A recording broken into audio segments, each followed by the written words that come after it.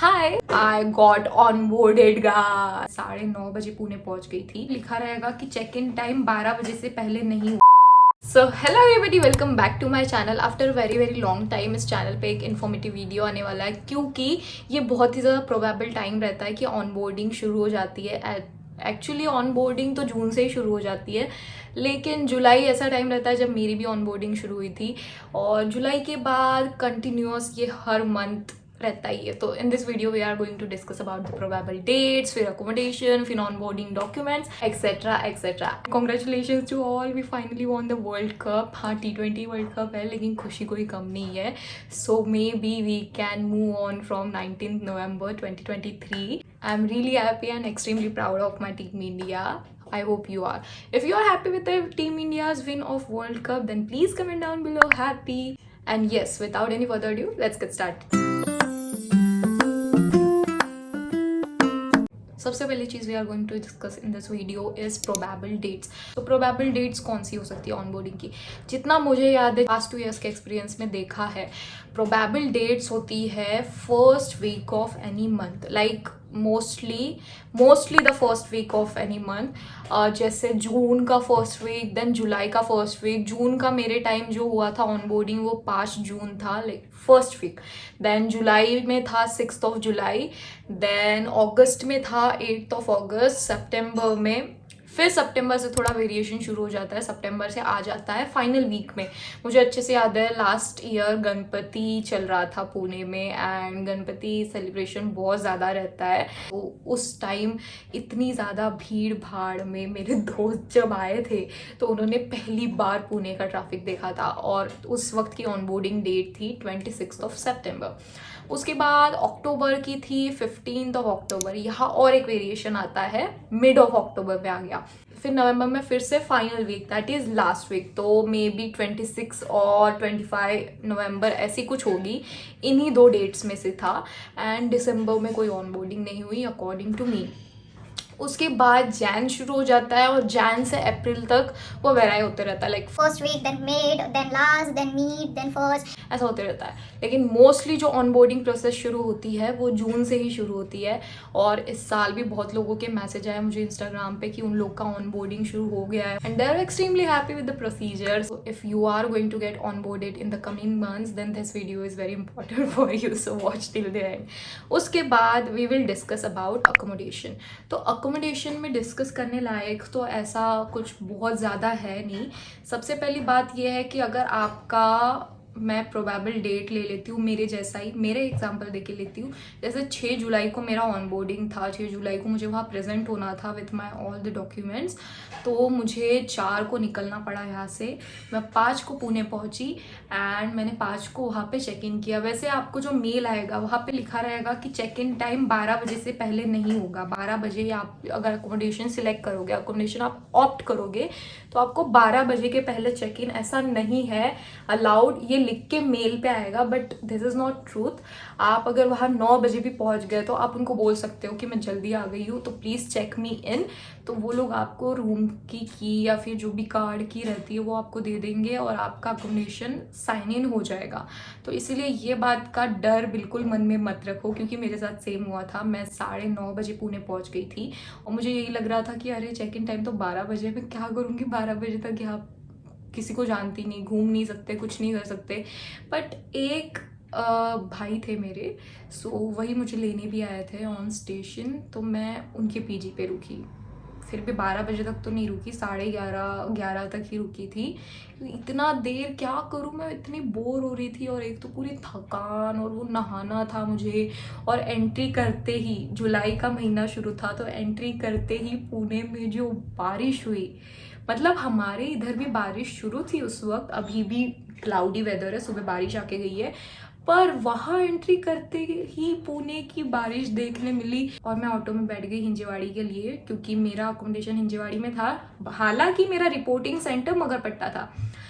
तो जब मैं देखने लगी मौसम, मन के मन में खुद को बस तसल्ली दिए जा रही हूँ कि हाँ पुणे अच्छी जगह है, पुणे की हवा अच्छी है, बहुत ज़्यादा अच्छा है वेदर है यहाँ का, ऐसी सारी चीज़ें बस मैं खुद को तसल्ली दे रही हूँ। शायद मैं अंदर से काफ़ी घबराई हुई थी कि ऐसी बारिश में कैसे मैं कल जाऊँगी, ऐसी बारिश में मैं शिफ्टिंग भी कैसे करूँगी आगे जाके। तो खुद को तसल्ली देते देते मैं पहुँच गई मेरे भैया के पीजी पे और मैंने वहाँ 1-2 घंटे बिताए। एंड आफ्टर दैट उन्होंने ही मुझे ड्रॉप करके दिया मेरे अकोमोडेशन पे, जिस होटल में मुझे अकोमोडेशन मिला था एक्सेंचर की तरफ से। सो यस, आप अगर पहले भी पहुंच गए तो आप चेक इन कर सकते हो। और अकोमोडेशन 15 दिन का रहता है कुल मिला के। मेरा 6 तारीख से 18 तारीख तक था, तो टोटल तो 15 दिन नहीं हो रहे शायद, पर वो इतने दिन का था कि मेरे लिए वो टाइम इनफ था कि मैं जाके पीजी हंट पे लग जाऊँ और पीजी ढूंढ लूँ कि कंपनीज नहीं देते हैं। तो इस कंपनी ने दिया है तो उसके लिए 10 दिन भी बहुत बड़ी चीज़ है, क्योंकि बहुत लोग जैसे मेरे दोस्त आए थे तो वो पहले मुझे फ़ोन करके आते थे, बाद में दूसरे कंपनीज वालों की बातें बता रही हूँ, क्योंकि उनके पास अकोमोडेशन वगैरह कुछ नहीं था, तो वो लोग यही फ़ोन करते थे पीजी में जगह है क्या, या आसपास कोई अच्छा पीजी है क्या, हमको आते ही वहाँ पे पैसे भर देने पड़ेंगे ताकि हम लोग वहाँ रह सके। तो ये सारी जो टेंशन है ये एक्सेंचर माइनस कर देता है। उसके बाद we will talk about onboarding documents.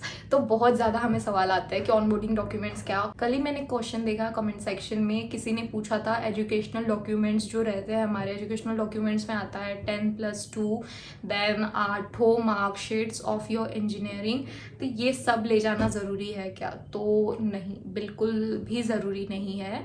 आपको सिर्फ एक पैन कार्ड लगेगा to prove your identity that you are Anjali. आपको सिर्फ एक पैन कार्ड लगेगा, क्योंकि आपने वो पैन कार्ड डॉक्यूमेंट वेरिफिकेशन के लिए जब आपने डॉक्यूमेंट्स अपलोड किए थे वहाँ भी डाला था, तो सेम पैन कार्ड यहाँ भी लगेगा। वो वेरीफाई करते कि स्पेलिंग सही है क्या, पैन कार्ड नंबर सही है क्या, लोकेशन सही है क्या, आपकी फ़ोटो वही है क्या, तो ये सारी चीज़ें वेरीफाई होती है, इसीलिए बस एक पैन कार्ड लगता है। मैं इतनी ज़्यादा बड़ी फाइल लेके गई थी ऑनबोर्डिंग के दिन, क्योंकि गलती नहीं थी मेरी, गलती उन लोगों की थी, क्योंकि उन्होंने मेल किया था कि आपके पास अभी जितने भी मार्कशीट्स है वो सारे ला लो। तो मेरे पास 7 सेम तक की थे, 8 सेम की मार्कशीट नहीं थी, तो मैं 7 सेम की मार्कशीट लेके गई थी फाइल में। और अपना जो ऑफ़र लेटर है उसका मैं कलर प्रिंट निकाल के गई थी, और एम्प्लॉयमेंट फॉर्म था कुछ, उसका भी मैं कलर प्रिंट निकाल के, तो ये सारे प्रिंट्स निकाल के गई थी।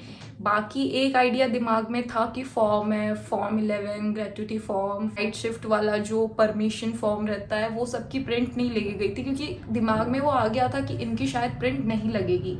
तो वो ही सच था।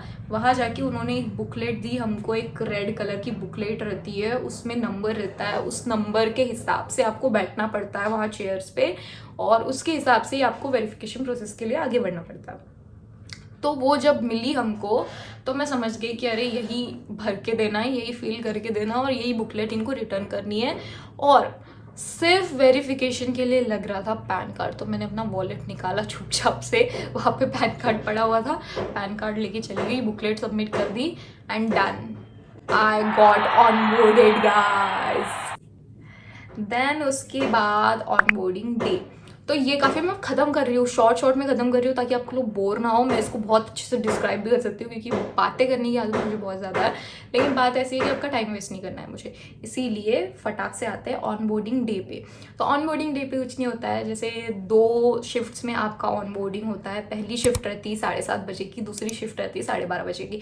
जिनको 7:30 बजे की शिफ्ट मिलती है वो मेरे ख्याल से बहुत अनलकी लोग हैं, क्योंकि उनको मिलता है सिर्फ नाश्ता, और नाश्ते में वैरायटी नहीं रहती यार, इतनी भी वैरायटी रहेगी, लेकिन आप 7:30 बजे से जा रहे हो उठ के, तो आपको कितनी ही भूख रहेगी। मैं तो नहीं खा सकती 7:30 बजे उठ के कुछ भी, 10 बजे तक भी बैठा लो फिर भी नहीं खा सकती। जाते थे वो लोग ये लो ब्रेकफास्ट बोल देते हैं, ब्रेकफास्ट भी जोरदार रहता है, बाकी चिकन सैंडविच, देन अलग अलग प्रकार के juices, then tea cake, marble cake, ऐसे वैसे चीज़ें, लेकिन मज़ा तो लंच में ही है।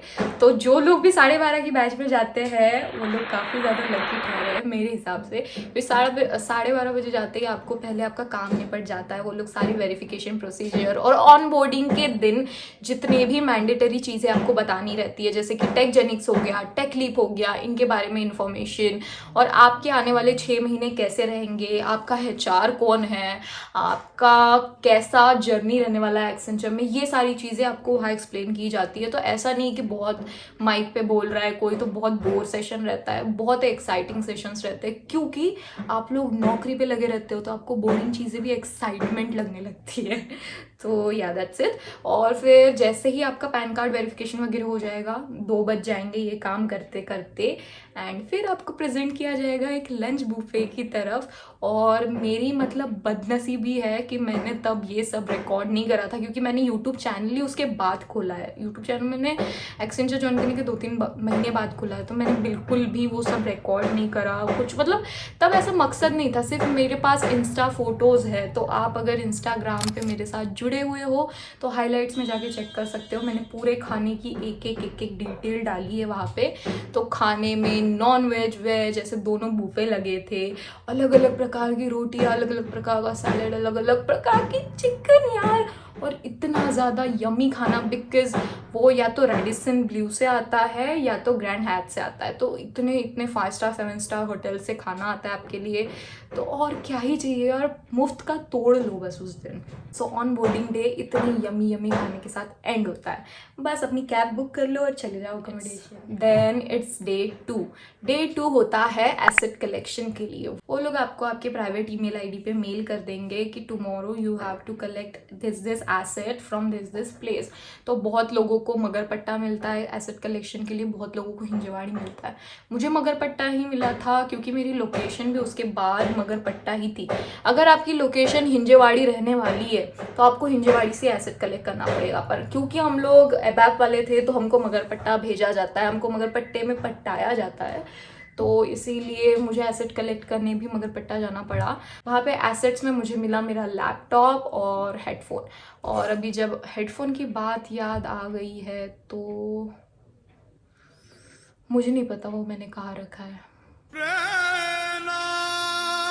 लैपटॉप जब मिलता है तो मैं रेकमेंड करूंगी कि आप लैपटॉप लेके मुंह उठा के वापस मत आ जाना अपने होटल में। आप वही के वही लॉगिन करके देखना, लॉगिन क्रेडेंशियल्स आपको मेल पे आए होंगे, वहीं पे लॉगिन करके देख लेना। क्योंकि वो लैपटॉप ऐसे एकदम पैक्ड नहीं रहते कि खोलते बरोबर से आप अपनी आईडी डालोगे और वो खुल जाएगा। वो सेकेंड हैंड लैपटॉप था जो मुझे मिला था, और पहले से किसी और की आईडी वहाँ पे चल रही थी, तो मुझे बहुत कुछ उसको लॉग आउट करना पड़ा, फिर उसको पूरा रीस्टार्ट बहुत मतलब पूरा ट्रैश करना पड़ा सब कुछ। तो तब जाके वहाँ पे मेरे सारे डिटेल्स डले थे। और मुझे याद है मेरे काफ़ी दोस्तों को वही के वही, क्योंकि उनका लॉगिन नहीं हो रहा था उनकी आईडी से, वही के वही उनको लैपटॉप चेंज करना पड़ा। तो वही के वही उन्होंने दूसरा लैपटॉप उनको चेंज करके दे दिया। तो लैपटॉप के ब्रांड्स में 2 ऑप्शंस रहते हैं, या तो डेल या तो HP। आप पे रहता है आपको डेल चाहिए या HP चाहिए। मुझे HP चाहिए था, और मेरी दोस्त के पास ऑलरेडी HP था तो उसको डेल चाहिए था। तो मेरे पास कभी एक नॉर्मल लैपटॉप रहा ही नहीं, मेरे पास काफ़ी कॉम्प्लेक्स लैपटॉप्स रहे हमेशा से। इसलिए मैंने सोचा था कि अभी लेना है तो HP लूँगी। That's why I opted for HP, क्योंकि HP में फिंगरप्रिंट लॉक वाला सेंसर भी था और कैमरा शटर भी था। ये सब डेल में नहीं था, और डेल बहुत ज़्यादा हैवी था, और मुझे जितना ज़्यादा लाइट वेट हो सके उतना ज़्यादा लाइट वेट लैपटॉप चाहिए था। तो ये पता नहीं किसके शरीर में आत्मा आ गई है, पता नहीं क्यों शोर कर रहे हैं बेकार में। So this is about asset collection. आपको जो हेडफोन मिलता है वो एकदम पैक्ड पेटी पैक हेडफोन रहता है, तो उसको टेस्ट करने की ज़रूरत नहीं है, वो ब्रांडेड कंपनी वाला ही रहता है। पर लैपटॉप टेस्ट ज़रूर कर लेना, और लैपटॉप में आउटलुक चल रहा है या नहीं, टीम्स में लॉगिन हो गया है नहीं, सारे MSB ब्राउज़र जिस पे आपकी सारी एग्जाम्स होगी, टेकजेनिक्स की भी और टेकलीप की भी, ये सारी एग्जाम्स MSB पे होगी, तो MSB चल रहा है या नहीं वही के वही देख लेना। और अगर कुछ इशू आए तो वही टेक टीम रहती है वहाँ, उनके साथ सारे इशू सॉर्ट कर लेना। पूरा दिन चला जाए अगर आपके एसेट कलेक्शन में भी तो भी चलेगा, लेकिन ये इश्यूज उसी दिन सॉर्ट करना, क्योंकि उसके बाद उनको सॉर्ट करना बहुत ज़्यादा डिफिकल्ट हो जाता है, फिर टाइम भी बहुत ज़्यादा लगता है। और अगर आप हर चीज़ वही के वही करते जाओ ना तो इजीली फिर आपको अच्छा लगते रहता है। मतलब जो सर पे टेंशन है वो कम होते रहता है एग्जाम देने के लिए, क्योंकि सबसे पहले you will appear for primers.